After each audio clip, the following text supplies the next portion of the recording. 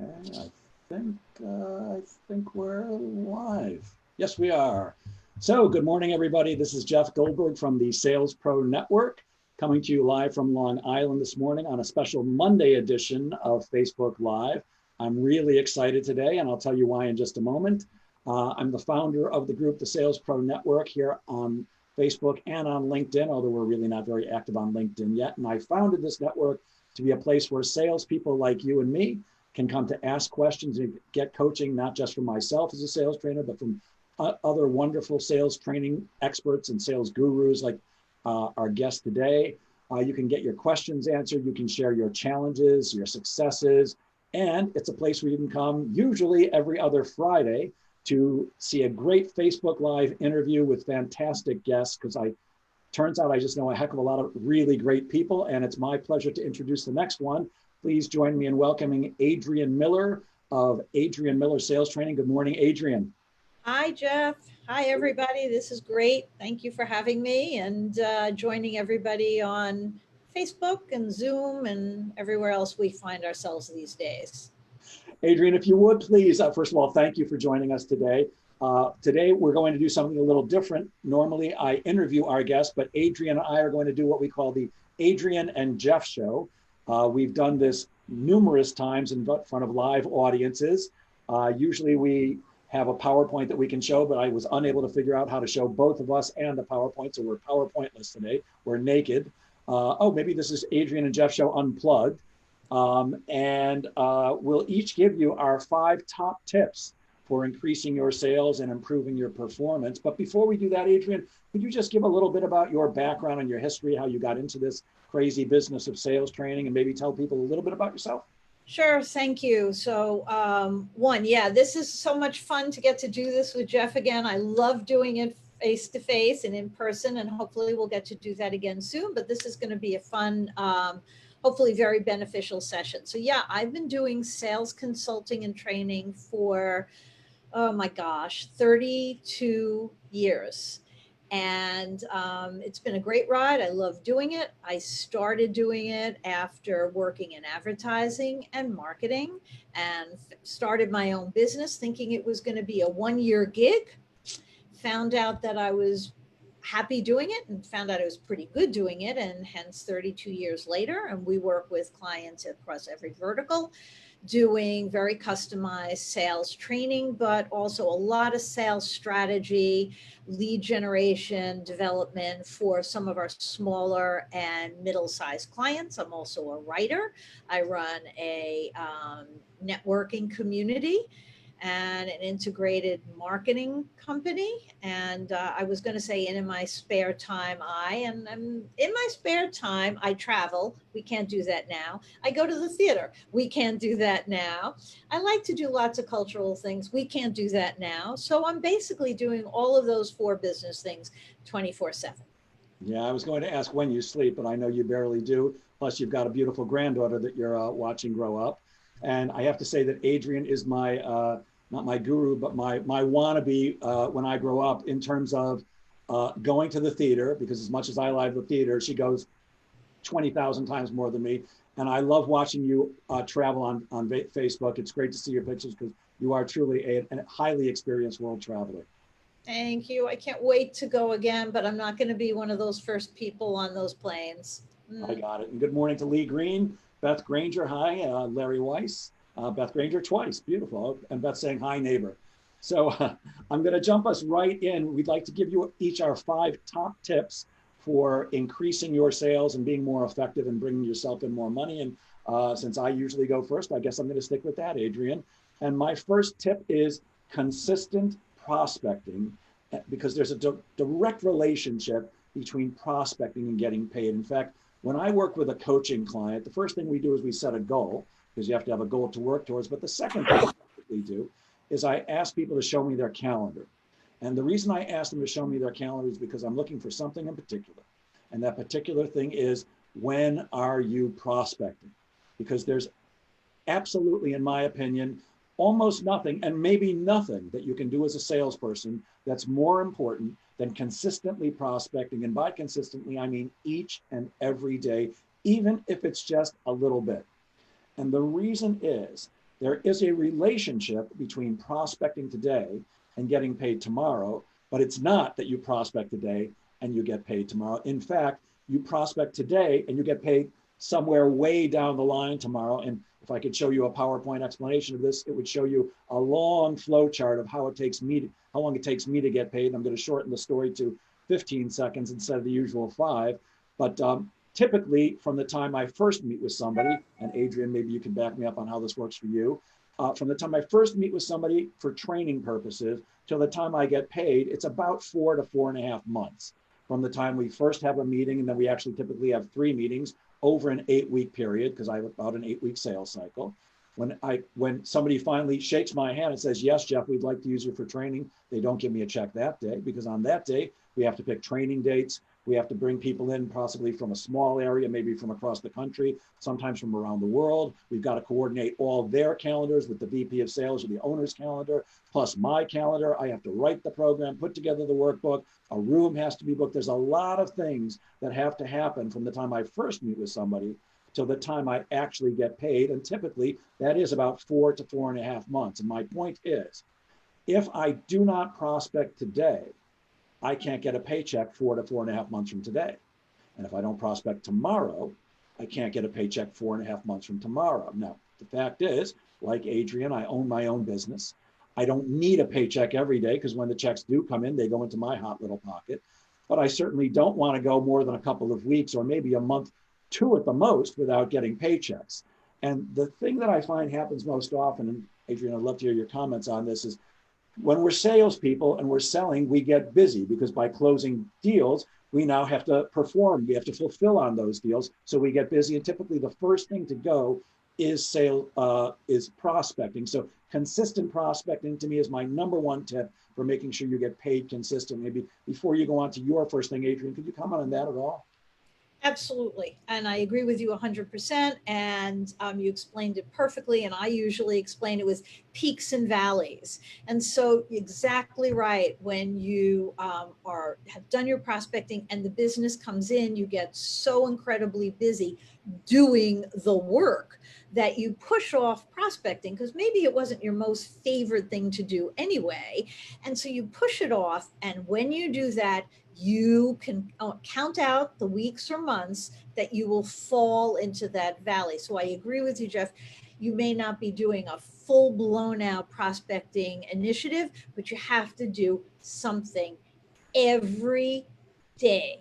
Every day, 5 phone calls, some emails, connecting on social media, something that will put you in the mind's eye of the people you need to speak with. Good. And I know you have more tips on that stuff when we talk about the 3 I's, but what was your first tip?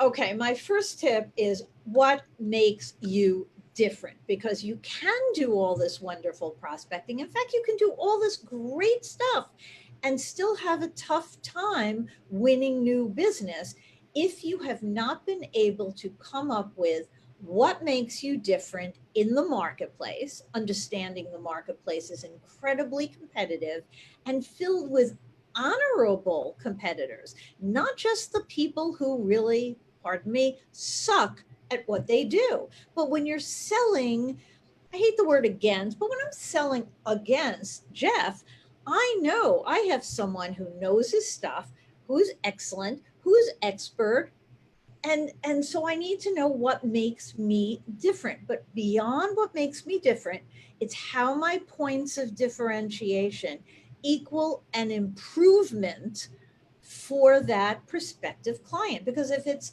not an improvement over what they're currently doing, which is often nothing, or who they're currently looking at as a resource, the cliche, the devil I know is better than the devil I don't, absolutely comes through. So you have to know what makes you different, and then you need to transition that in your mind, say what that means to you is, or therefore you'll be able to, or ensuring you of, and make it a core benefit. Okay, make it a core benefit. Something will help save them money, make the money, save them time, peace of mind and confidence, convenience, status, or health. And pretty much every one of us, no matter what business you're in out there, can circle around those core benefits and should be able to come up with one, two, or three that your product or service offers to your prospective client. Because if it doesn't, why the heck should they do business with you? Why should they make a change? That's great. A couple of things.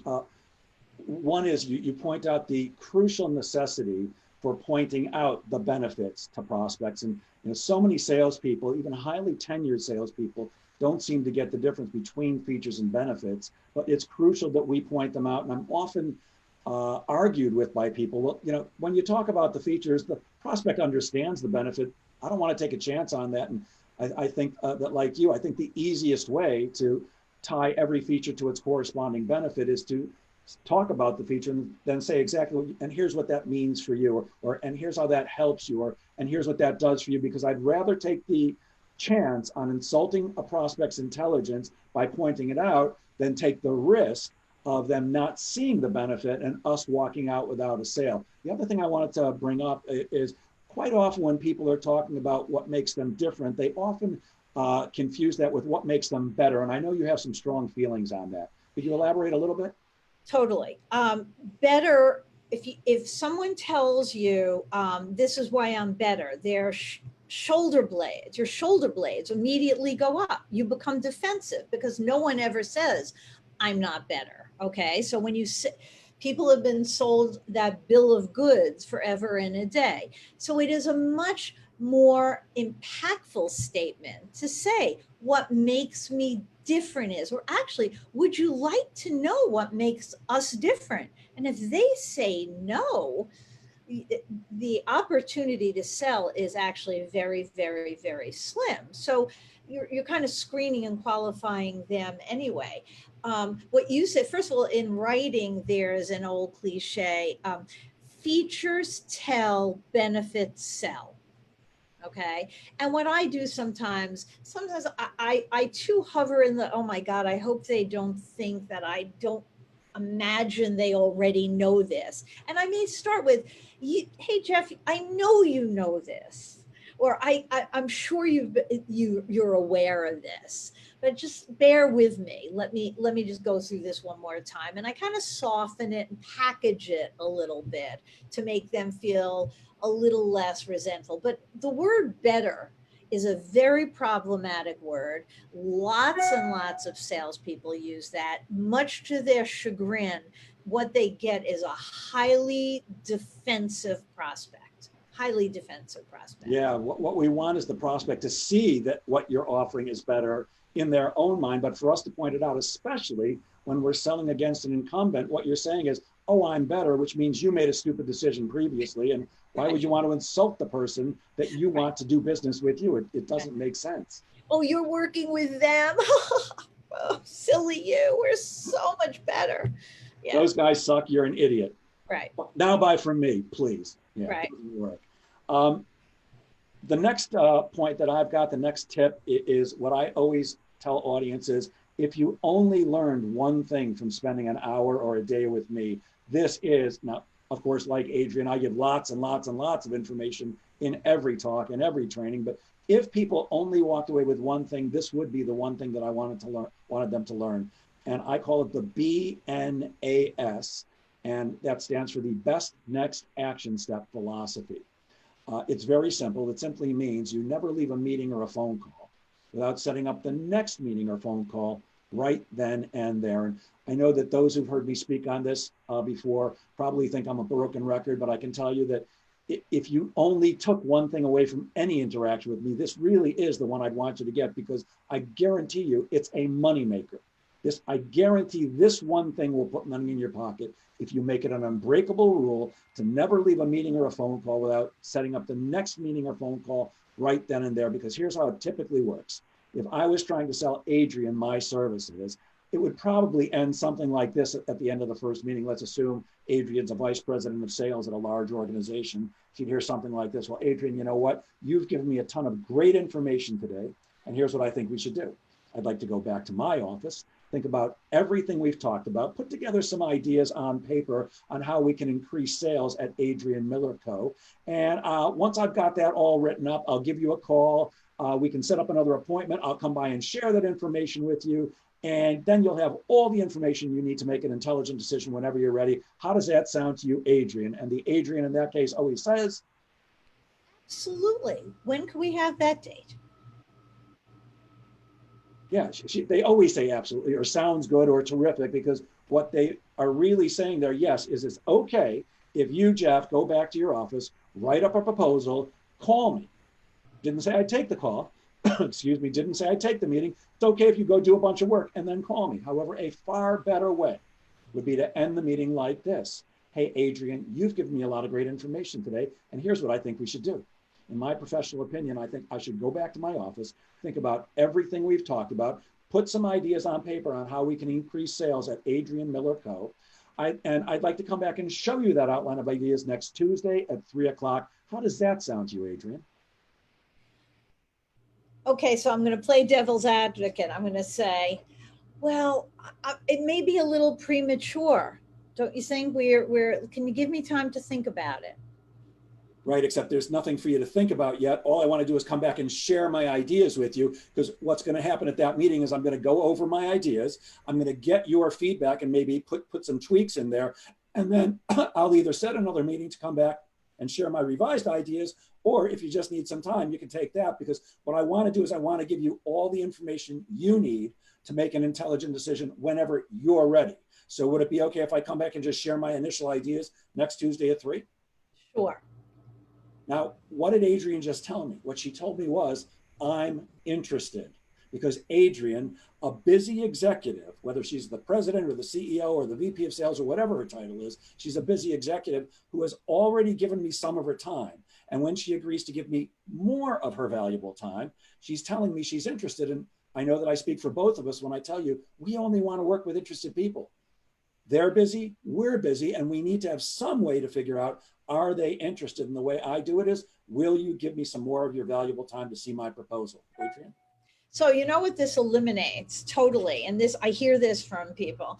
I've sent out all these proposals and I can't get back in touch. They don't return my call. They don't answer my email. They are just ghosting me. And I asked the same thing. What did you do? And they did it 100% wrong, and they may never get back in touch, and they may have to just show up at their door, and even then they probably won't see them. So it also, I always think that getting a proposal to someone without, let me start again. When someone gets your proposal, they should already know what's in it. This should not be a surprise. It should be, he's going to do what? Oh my God, I didn't know that. It costs what? Oh my God, I didn't know that. So your proposal is pretty much confirming what you've discussed in any meeting leading up to the fact that they get a document. There's no surprise. It's confirmation. If it's a surprise, you have a good chance of never hearing their feedback from it. Yep. So having that action step is imperative. So yes, it is a great, most important takeaway. My next thing, I think, is a great, most important takeaway, although I must say... One second. Wait. I just want to finish this point because I think it's so crucial. First of all, you're moving things forward and only working with interested people. And absolutely, there's no way you should leave that first meeting without throwing out some idea of what you're going to do, including some pricing. So look, Adrian and I work in a business where we pretty much know what we're going to do before we even leave your office, and all we have to do is write it up. So I would certainly say, Adrian, based on just this initial discussion, my gut says we're looking at doing this and that and the other. Of course, I'm going to go back and write it all up, but this and that and the other thing. And you're in the area. I'm thinking something like 60, 65,000. Is that about what you had in mind? Because I don't want to come back with a $60,000 or $65,000 proposal and have Adrian go, oh, I'd love to do that. We only have 20,000. or to know that, I could have gone higher because she wanted more. So you want to put out a little feeler. And the other thing this does is when you get that meeting is you shorten the sales cycle, because instead of having to call Adrian 15 times till she finally either picks up the phone or gets back to me and we eventually get in contact with each other and setting that next appointment, which is going to be a week or 2 or 3 weeks in the future from whenever we hook up, because we're both busy, I've saved somewhere between 1 to 4 weeks off my sales cycle each and every time. So please, the best next action step philosophy, 100% crucial. Adrian, your next thing? Okay, 100% crucial what I'm going to talk about, because we all have lots of names in our database. We have existing clients, of course. We have dormant accounts. We have prospects. We have referral sources. We have friends of referral sources. We've had people who we've met at all sorts of events. And all of these people in our marketing and sales database can be very valuable to us if they remember who the heck we are in the first place. So what happens is, back in the old days when we were running around to different networking events and seeing all sorts of people, and now when we're communicating them on Zoom and we're accumulating names and contact information, and you have a good conversation with someone, and then if you're not staying visible, the thought is that they're always having your name and your services right at the very top of their brain and are thinking about you morning, noon, and night. In fact, they get up in the morning and go, oh my gosh, I hope somebody comes to me who needs the services of Adrian Miller. That's never going to happen. So how do you stay visible, front and center? I'm going to start by saying what you don't do. You don't say, hey, Jeff, hey, I'm just calling to check in. Or Jeff, I'm touching base, because Jeff, being a very busy person, and frankly, even if he wasn't busy, was just sitting there doing nothing, after 1 or 2 checking in and touching base calls, he's ready to move on. There's really nothing going on then. So you need to figure out how you can be a benefit, how you can be a value add to a relationship, even before there's a real business relationship going on. So you can check in, you can touch base, but you can use, which I have used forever and a day, and apologies for those who've heard this, but I too am going to preach this forever. It's the 3 I's, and it helps me remember what it is, and hopefully it can help you. And the first one is introductions. We live and die by our introductions, proactive introductions. Don't wait for someone to say, do you know fill in the blank, because the chances are you're going to have those questions asked of you very infrequently. Okay, instead be proactive. Put people together because they have business synergies. Put them together because they both like to travel and they're going to bond on a conversation about a country. Put them together because they both like to have a drink after work, and maybe after the pandemic they'll get together at some groovy bar that each one of them knows and share a cocktail. Put them together proactively. Introductions, and do cyber introductions. You can't always make phone calls, and you can't always be part of them getting together, but you certainly can do a cyber introduction. So introductions are first. Invitations. How freaking easy is invitations? Because how many invitations to Zoom webinars and Zoom things are you getting these days? 5, 10, 20? Okay, so what's to say you can't press forward instead of deleting it and say, hey, I'm not able to attend this, but there's a great speaker. Or I'm not able to attend this, but I know the person who moderates this is just awesome. You should consider it. Remember, you're doing it so you stay visible to the person you're sending it to. You may or may not care all that much about that speaker. You're certainly not sending them to anything that's a totally bogus event, but remember why you're doing it. There's a little bit of selfish interest in there. So sharing invitations should be a win for the person you're sending it to, a win for the person who's running the event. We love to have people at our events. Share the invitation. So that's introductions, invitations, both are real easy. Really easy. The introductions you can make exist in your database. The invitations are coming to you anyway. All they require you to do is press forward. And the last is information.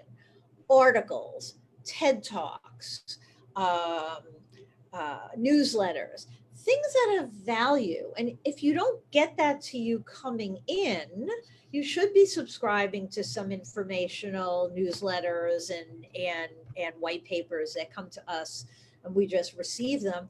But I tend to go on to TED Talks and I'll put in a keyword and then I'll sit for, it's almost like my break in the day. I'll sit for a half hour and watch some of the most brilliant minds and incredible speakers speak about a topic that I do want to share. And I'll take the link to that. And very honestly, I'm going to send it out to people and go, oh my God, this person, look at what they say at 4 minutes in, and it blows my mind. It just blows my mind. What do you think? Whether you reply back to me or not, take 20 minutes and watch this, or take 10 minutes and watch this. You're going to thank me. You're going to share this link with other people too. And I do that. It honestly, again, selfishly, it helps me get smarter. It puts me on the radar screen for people. And I'm staying on the grid with a value add: introductions, invitations, and information, not checking in, not touching base, and showing that I remember you. Okay. So now you remember me. That is brilliant. Yeah. So look, touching base or checking in is better than nothing, but far better if you actually add some value. And I ran a sales meeting this morning. And one of the things I said was that, right now people are craving contact. For most of us who don't work out of our homes most of the time. Now, I have for years and years, and I believe you have too, Adrian. This obviously this pandemic has been crazy for all of us, but it's less crazy for somebody like us who's used to working at home. However, for those people who are used to working in an office environment, they're craving contact. So this is a great time to reach out by phone and add some value. That truly is the key. And when you do that, look, there's always that little voice in their head that goes, I know why Adrian's doing this, but the larger part really does feel special. And I believe that's one thing we absolutely positively want to do with our prospects and our customers. We want to make them feel special, like they're appreciated as humans and like we actually care about them. Whether you do or don't is besides the point. I hope you do, but at least act like you care about them, because people do business with people they like and trust. And unless you show some interest in them, why should they like you, or why should they trust you? I want to just go back to something we talked about earlier, because I didn't ask you about this, but I'd love to know, what's your feeling about emailing proposals? We were talking about the best next action step. And what's your feeling about emailing proposals? So I used to not like to do that. I used to like to hand deliver it. So I'm not hand delivering anything anymore. And plus, some of the proposals, like you, are going to people who are not in our backyard or within any reasonable distance away. So you're not going to be flying wherever to deliver a proposal. I really work hard at having my proposal being almost a complete confirmation of things we talked about, and maybe things in an email that I said. I say this, I don't want this to be a surprise. I don't want you to not have a good understanding. So this is pretty much my game plan here. I may send them a little flow chart. Yes, I always talk about price. And here's why. If I'm going to get pushback on price, gosh, I'm so glad to have it on the phone, because now I can re-engineer what I'm going to deliver. It may not be a total loss. All right, I would have liked it to be this size program, but maybe, all right, I can scale it down and I can work within your budgetary constraints. But if you hadn't told me your budget, there's a good chance I would have sent you the proposal. You would have seen that number and you would have said, oh my God, there's no way, she's never going to be able to do this. I don't want to talk about it. I'm embarrassed. I can't save face and say we don't have that money, and I want to do it before I have cast my die.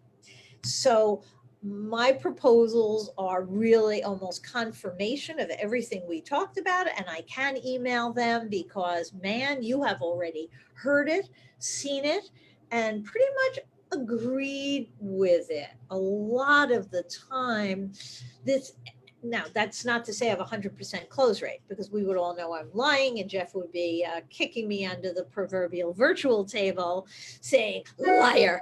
But the fact is, because things change, you could agree and then you could have a new boss come in, or your boss could take away the budget or whatever it may be.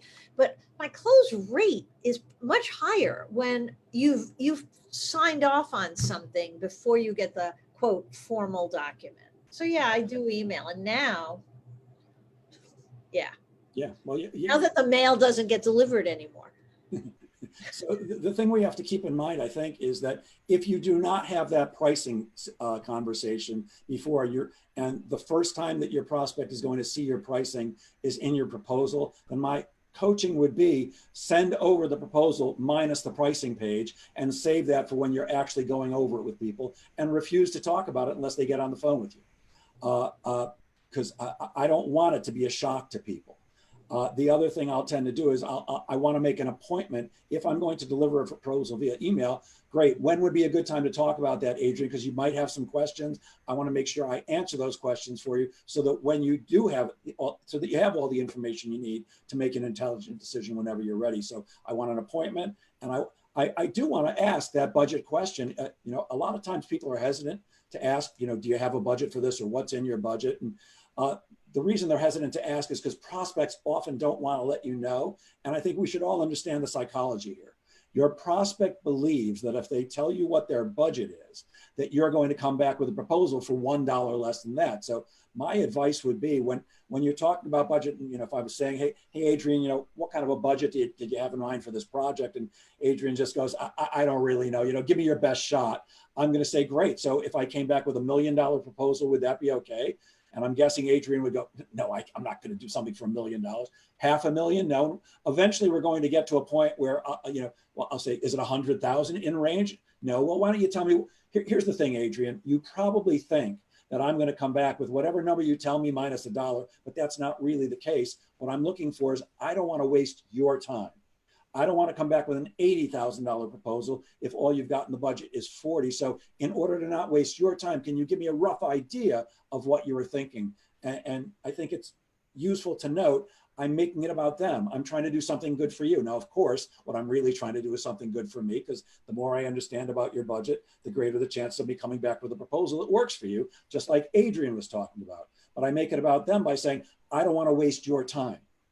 If I don't want to come back with an $80,000 proposal if you've got 20 grand. Adrian? I also use, I talk about how everything we do, as you do, is customized so we can scale it appropriately. And I point out that when you go into a car dealership, I don't care which car it is, there are various models. You can get a Mercedes for the highest end, and I don't know the prices, so let me just plug in $115,000. Maybe it's, I don't know, idea. You can get a Mercedes for $115,000. You can get a Mercedes for $40,000. Okay, and there's different models in between. You've got to be talking about the car, okay, that works right for you. And so to have the conversation about their budgetary requirements is a very valid conversation, and is respectful for both parties. It's mutual respect, because I don't want the car dealer to be talking to me about a car that's $100,000 more than I want or can spend. That's disrespectful of my time. And I, in fact, would not be wasting his time moseying over to the highest end car and spending and go, oh, can I test drive this with you? And can I sit in this with you? When I know that's absolutely not in the cards. So it's real speak, it's honest, Yep. And let's all be in the same game, Perfect. Let's move on to my tip number 3, which is asking better questions. So I want you to get out of your head the idea that sales is about your great presentation skills and your strong closing skills. Like Adrian, I'm a professional presenter. We know how to stand on a stage and present with the best of them. So we know how to give a great presentation when it comes to telling people what we're going to do. And I know how to strong close. I sold Encyclopedia Britannica door to door for 8 years. I know how to close a deal, but I promise you that both Adrian and myself, with all our decades and decades of experience, Neither of us is good enough. And together we're not good enough to talk anybody into anything that they don't want, don't need, or can't afford. And neither of us would want to do that. I believe I'm speaking for both of us. The way we make sales, the way we close business is by asking better questions. And what you need to do is figure out what makes sense to your prospect regarding what you have to sell them. In our case, is sales training or networking or writing or marketing in Adrian's case, or in my case, sales training or coaching or outsourced sales management. But I have to ask the questions to find out what makes sense to them about those things. So if you'd like to close more business, stop focusing so much on your presentation skills and strong closing skills and really focus on asking better questions. That's to me, it's the most important key to selling. Adrian? Yeah, I think you actually ask questions even before you start presenting, because you might have to change your presentation on the fly when you realize, wow, I didn't know that. Take that concept out of my presentation. Yeah, I don't present anything until I've asked how would I know what to present? Exactly. Until I've asked questions. Yeah, 100%. Exactly. So following up with questions is my next important thing. Is how do you handle don't need it, don't want it, don't have any money, don't have any budget, happy with what we currently have, not now, maybe later, have to think about it, I'm not the right person, and all the pushback, objections, obstacles, and challenges you get anytime you are trying to persuade someone that you have a product or service that's in sync with their wants and needs. Okay. Because even if you see it incredibly clearly, even if you have probed exquisitely, you will get pushback. We are sales adverse. And even if you are almost the anti-sales person, even if you are incredibly consultative, even if you do everything right in terms of uncovering exactly what they need, you will get objections. So old school, oh my gosh, so old school. Hey, I understand exactly what you're saying. Slow it down. Okay. Just slow it down, because they're kind of pushing back. And the more fast you go, the easier they are going to be to either hang up the phone or push you out of their office. Hey, I understand what you're saying. I have had other clients say exactly the same thing, or clients that felt the same way. And what they found is, and then you resell your point of differentiation or your core benefit against their objection. And it's hard to have, I write lots of sales call guides. I don't want to call them scripts anymore, because it makes it feel, the person feel that they're supposed to read this, and that would be god awful. But kind of a roadmap getting you from point A to point B to point C. And it's hard to do the objection part without being just generic, because everyone's objections are very personal to them, and the resell point is even more personal to them. But you have to know that. So just like before you really engage in prospecting and selling, I always ask people to come up with 10 or 15 really good questions.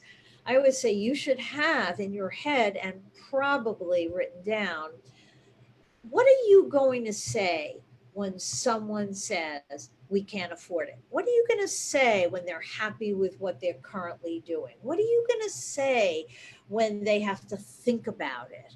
You know, because that's the critical moment in the dialogue, because at that moment, you can kick the door back open for more conversation, or they fall away. And some of the saddest moments I have are going through someone's CRM with them when I'm doing sales coaching, and I'll look at the notes and it'll go, call back next month, call back next month, call back next month, call back next month. You're smiling, Jeff, because I know you've seen that. And I go, why are you calling back? What's going to be different next month? Well, they told me to call back. They're not ready. Well, why aren't they ready? What's going to be different in July than June? If you know, and there could be a really good reason, that's perfectly fine. That's valid. But you have to know. Otherwise, you're going to get another stall when the person keeps pushing you away, and you will have a full year of not now, maybe later, or I have to think about it, or I haven't looked at your website yet. Oh, it's awesome. We're on the phone now. Here, really, it'll take us 2 seconds. And trust me, my website's not that big. Let's look at it together. I can tell you the stuff you don't want to look at anyway. You have to be prepared for pushback, stalls, obstacles, and objections. And I promise you, you'll be in a much better position. Yeah, and I think one of the things to keep in mind with objection handling, well, first of all, is there's no reason if you've been in sales for more than 2 weeks that you should be hearing new objections. Adrian just listed off 7 or 10 that we hear each and every day. I've heard them for 47 years. Adrian's heard them for years also. She started selling when she was 10. That's when she tells you she's been in sales for 42 years. But yeah, there's no excuse for standing there and going, oh, I never heard that before. You should really be prepared. And the other thing to keep in mind is the typical salesperson, when they get an objection, they put up their dukes and start fighting. That's the last thing you want to do. You don't want to push against somebody who objects, because when you push against somebody, they push back. What you really want to do is wrap your arms around them and do what Adrian said. There's a name for what she was talking about. It's called feel, felt, found. It's one of the oldest, I hate to use the word tricks, but techniques in the book, but it still works. It works. We're letting people know we understand where you're coming from. You're all right. You're not the only person who ever thought of that. Most people do. And here's how we worked it out before, because when you show somebody that they're okay, it's fine to think that way, and you've helped others work this out before, people start thinking, oh, maybe it'll work out for me too. And that's what we want to do. We want to kind of carry people along in our hands, taking great care of them to get them to the point where they choose to do business with us. And that brings us to my next tip, which goes along with asking better questions. It's listening actively. And if asking questions is the key to selling, the second thing is listening actively. And Adrian used that technical sales training term before, and I'm going to use it here. Most of us in sales, we suck. We suck at listening because we think we get paid to talk. Now, Adrian and I get paid to talk, but not when we're selling. When Adrian's on a sales call or I'm on a sales call, we get paid to listen, ask questions, and listen actively. And active listening is very different from what most of us do most of the time, which is what I call passive listening. Passive listening is like you don't really care, and you're just filling in time between asking one question and another, and you kind of wish the person who's answering the question that you asked them would really shut up so you could get your next bit of genius out. Well, stop doing that and listen actively, because I believe this. If you ask the right questions and listen actively, your prospect will tell you everything you need to know in order to help them choose to do business with you. And I'm going to say that again because that's so important. If you ask the right questions and listen actively, your prospect will tell you everything you need to know in order to help them choose to do business with you. So please ask better questions, but listen to the answers. Adrian, your next step. Yeah, there's nothing worse though to be an observer of someone going through their sales presentation and asking questions and missing that step because the prospect has told them everything, yet they have not listened, and either another question went over their head, the buying signal flew by, they are now off somewhere else, and they've disconnected from that prospect. And I use the line, no one ever lost a sale because they ask questions. If you think, because salespeople are scared to ask questions. If you think you're going to ask a question, you're going to lose a sale, then you were never going to have the sale in the first place. That's my. And before you go on, I just have to say one more thing because you gave me a brilliant opening. Salespeople are often worried about time. So you're in somebody's office or you're on a call or a Zoom meeting, and you think that they're going to say, okay, I've got to go. So, and you're rushing. You're not asking enough questions. You're not asking the right questions. You're just getting to your pitch. Stop doing that. First of all, I can tell you this.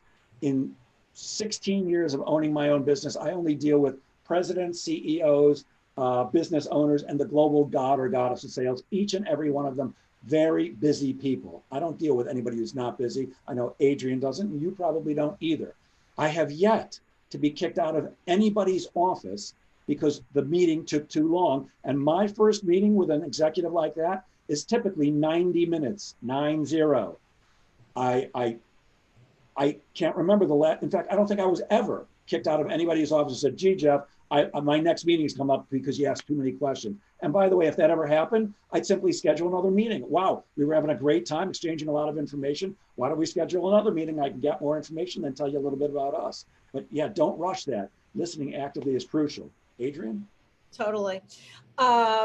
Okay, my next tip, because deviate a little bit from sales tactics here and sales techniques, but I guess it's part of prospecting and business development, which is networking. I do a lot of networking. I've grown my business that I started when I was actually not 10, Jeff, I was only 7 when I started my business when I was 7 through networking.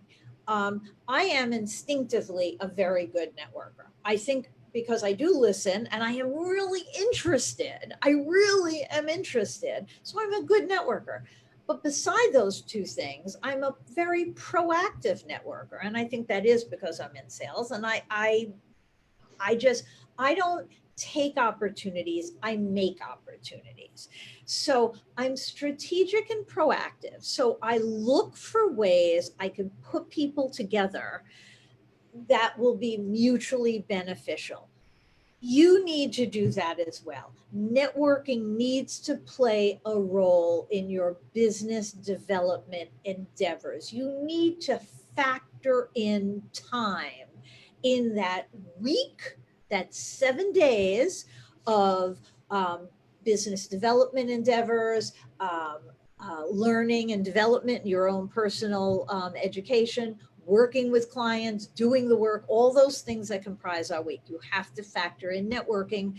No, you're not factoring going to meetings now and having dinners and drinks and all that stuff, but there's loads of Zoom things going on. But you need to be proactive. Networking is not just attending a meeting.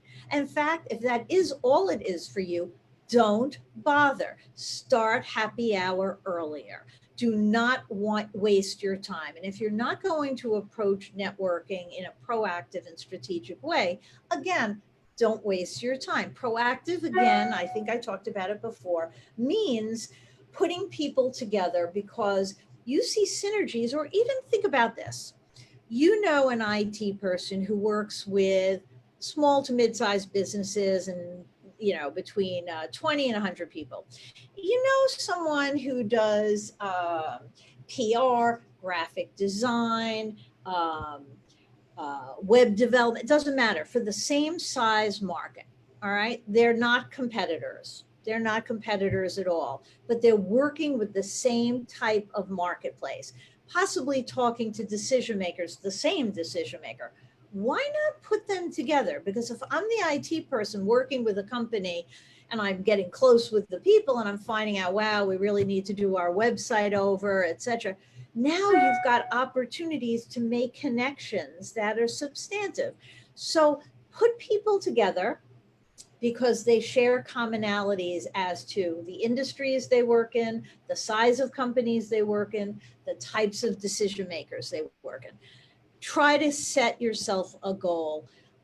Do you do 5 introductions a month, 5 a day, 3 a month? It doesn't really matter so much as if you set a quantitative goal to keep you focused on what it is you have to do. Be very strategic. Networking takes time. Do not expect it to bear fruit within the first week of doing it. You can know somebody for a very long time. And understand that the people you're networking with may never be your client, but they can be your referral source. They can be an excellent referral source, and cultivate them as much as you would a client, because one awesome referral source, wow, they can introduce you to ongoing clients, right? Yep. Great person to know. Absolutely. So Adrian is an expert at networking, and I'm going to give her a chance before we finish up today. She actually runs a networking organization. I'm going to let her share some information about that towards the end of this program in a few minutes. But one thing about networking, I think, is it's crucial to remember you're really not there to sell your services to the people in the group. You're there to turn them into your extended sales team. And that means you've got to have a great brief commercial so that they completely understand what you bring to the table. But it really does not happen at the meeting every week or every 2 weeks or however often. It's getting together and getting to know people. If Adrian and I were in the same group, I'd want to go out to breakfast and lunch and dinner and drinks with Adrian, which I do anyways, because she's fascinating. I'd always want to do any of those things with her. But it's really about getting to know the other person, not just what they do, but also to get them to know as a human being, because who would you be introducing this person to? Who would you be referring them to? Well, if you're like me, you're going to be referring them to your clients and your prospect. And after my 3 kids and my dog, who's sleeping behind me right now, quietly, thankfully, that's the most valuable property I have, my prospects and my clients. And I'm not going to put anyone in front of them that I don't trust implicitly to make sure that I look good for making that introduction. I want to serve my client or prospect by helping hook them up with somebody who might do them some good and vice versa. But I want to make sure that I look good here. And the last thing I want is somebody calling me and saying, oh, why'd you introduce me to Adrian Miller? Not that that's a bad example, not that that would ever happen, but why'd you introduce me to so-and-so? Why'd you waste my time? I actually had a guy I introduced to someone because he was looking for a job, and I knew that the guy I was introducing him to was looking to hire somebody. Well, I got a call later that day saying, I spoke to your friend. He asked me if he could borrow $200 before he even gets started. That's not an introduction I was happy about making. In fact, I wiped him off of LinkedIn. He's not a connection anymore. So be strategic with your networking and do it regularly. And again, I'm going to let Adrian talk in just a few minutes about the networking group she runs. We could probably spend an entire hour just talking about networking. And I think, I don't know the exact date, but Ellen Volpe, another next expert on networking, is going to be joining us here in sometime in the next month or two. My last tip for the day is it's about your come from. You can't see it, but I'm pointing right to my gut, right, my rather large gut right now.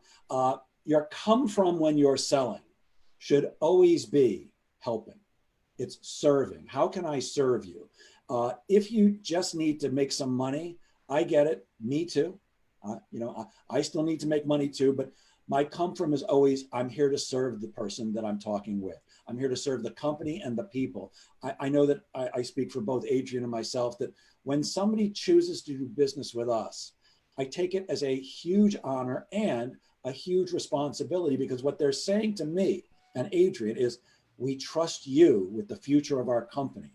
And so I put a lot of stock into that. And I always come from truly serving. Zig Ziglar, who passed away several years back, was a famous motivational speaker. And he used to say that the word sell comes from the Swedish word sälja, S-E-L-J-E, which means to serve. I really like the thought of that.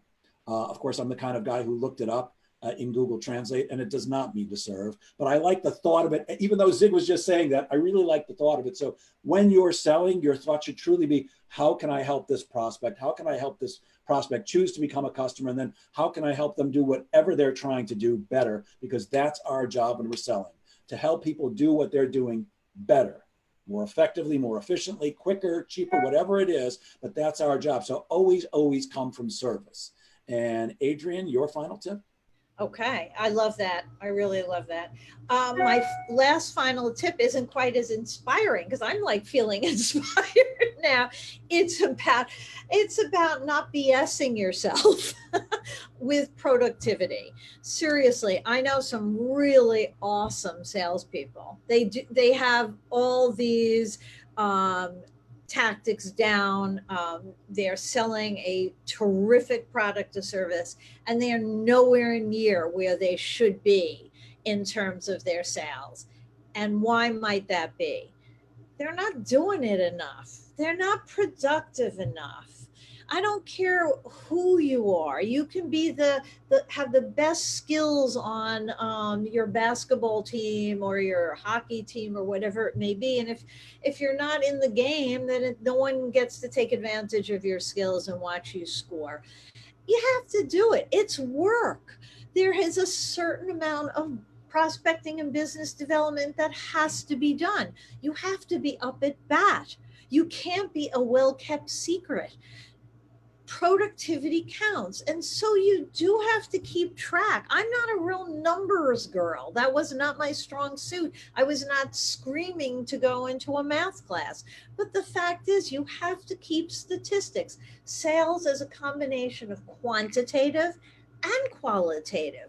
But I need to tell you, I don't care how good you are, I don't care how much you get from any sales consultant and trainer.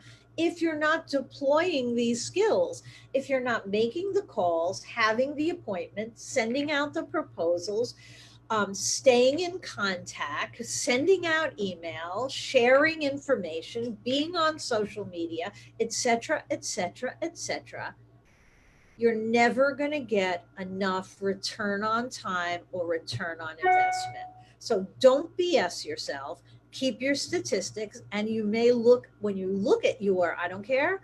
I don't care if you're using Salesforce or HubSpot or one page CRM or an Excel spreadsheet or an old fashioned card box. Not that I know about anything old fashioned, but an old fashioned card box.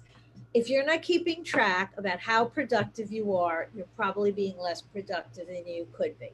Yeah, you need to track your activity because your activity will predict your results. And I can't tell you how many times, and I'm sure once again I'm speaking for Adrian. We get asked a lot of questions because as outside consultants, presidents and CEOs and vice presidents of sales ask us our advice on things, typically about how do we increase sales. Because they know that we're going to give them the straight dope. We're going to give them the blatant truth, the unvarnished truth. And we have no skin in the game one way or the other. So they're going to get the honest truth from us. And I can tell you that I often exaggerate things to make a point or tell a story just to make a point. There's no exaggeration here. 50% of the time, the answer I give to the questions I get from presidents, CEOs, and VPs of sales about increasing sales, 50% of the time, the answer is, oh, here's a good thing. Tell your lazy ass salespeople to go see more prospects. Because if you're not in the game, you could be a home run hitter every single time, but if you're not at bat enough, you're just not going to hit enough home runs. So you've got to constantly be in the game. If you give me 2 seconds, I'm going to share my screen. And here we go. Adrian, I would like you, if you would, we're sharing your contact information right now. Would you please tell people what are the things that you do and how can they get in touch with you? Okay.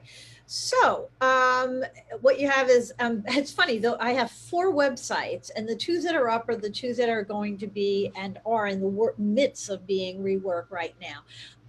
So Adrian's Network, especially now in this era of Zoom, go to adriansnetwork.com. There is a calendar for July, and there is going to be a calendar for August very soon, and hop on one of our calls. It's their networking calls. Sometimes they're presenters, excellent presenters. Sometimes we just go into breakout rooms, small groups, 3, 4, 5, or 6 people. Sometimes we're around the virtual table. But Adrian's Network is a good place to play with and explore your networking chops and make some good contacts and connections. We are truly a community, and there's about 400 people or so. And my sales consulting. Blatant Truth, however, is www.theblatanttruth.com. Go there, ask for a free download of that book. And there are 50 chapters ranging from 2 to 4 pages, each covering a very narrow topic. You don't have to read the whole book.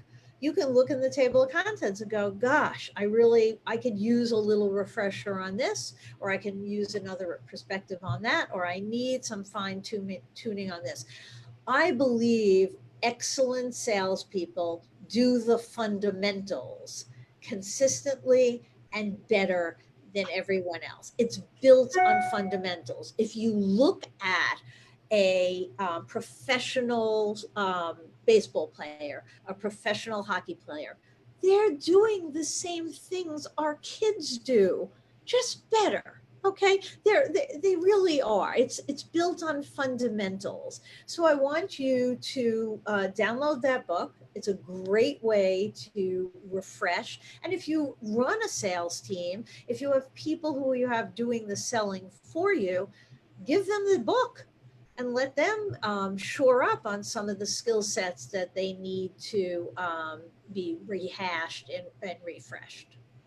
Great. And you can always go to adrianmiller.com. Her phone number is 516-445-1135. And her email is amiller@adrianmiller.com. And I believe, Adrian, don't you also do sales writing and some marketing? Thank you. So I wrote The Blatant Truth. I wrote another book on customer service as well, and I've been writing forever. And it's one of the things I really love to do. It's my place to go when my brain gets very cluttered. I'm just happy sitting down and closing everything out and writing an article. So now wordsworkcopywriting.com was born many years ago, and we write blogs and newsletters and social media and websites and white papers and anything that you need that needs words. And I have two partners in that because I believe not everyone can write everything. I'm the queen of short form, anecdotal, a little bit mouthy, a little bit irreverent. And for the more scholarly work, you see one of my partners. Thank you. So I'd like to thank you so much for joining me today, Adrian. Adrian is what I call a friendly competitor who I have the utmost respect for. She has invited me. She's very generous. She's invited me to join her on the stage many times. I've never been to an AZNet meeting, although I only hear rave reviews. And the only reason I'm not there is because I do respect Adrian, and I don't need to go network with her in her backyard regarding what I do, because we do a lot of the same things. But I can say everybody who's in that group raves about it. They're all Adrian Miller raving fans, and it's incredibly cost effective. So if you're looking for a networking place or a home, or maybe just in addition to where you're networking now, check out AZNet. Adrian, thank you so much for the time and the wisdom you've shared with us today. I really appreciate it. Any last words for you? Yeah, where's your last page with all your contact info? We don't have to promote that today, but okay. You guys can always reach out to me directly through the Sales Pro Network here on Facebook, also on LinkedIn. My email address is jeff@jgsalespro.com. And as always, I thank you all for investing the time. I hope you're getting great value out of the group. And if you would, please, I'd be so kind, please share the group with your friends. I'm looking to grow this group huge for all of us. The more people that are involved, the more questions that get asked, the more coaching that gets done, and we all benefit and prosper. Thank you so much for joining us today. Make it a great one, everybody. Thank you, Jeff. Always fun. Bye now.